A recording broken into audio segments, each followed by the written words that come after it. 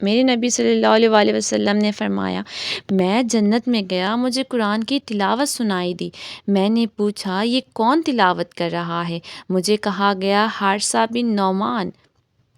تو آپ صلی اللہ علیہ وآلہ وسلم نے فرمایا حارثہ تو ابھی مرا نہیں، مدینے میں بیٹھے ہوا ہے۔ میرے نبی صلی اللہ علیہ وآلہ وسلم نے فرمایا کیا ہے یہ، کیسے ہو گیا، اس کی آواز جنت میں کیوں آ رہی ہے؟ تو فرشتوں نے کہا یا رسول اللہ صلی اللہ علیہ وسلم، ماں کی ایسی خدمت کی ہے کہ اللہ نے خوش ہو کے حکم دیا ہے یہ جب قرآن پڑھے ساری جنت کو سناؤ۔ صرف پیسہ ہی سب کچھ نہیں ہوتا، اور بھی دکھ ہیں زمانے میں محبت کے سوا، راحتیں اور بھی ہیں وصل کی راحت کے سوا۔ صرف پیسے پر ہی نہ مر جاؤ، اسی کے لیے مت زندہ رہو، اس کے غلام بن کے مت زندگی گزارو۔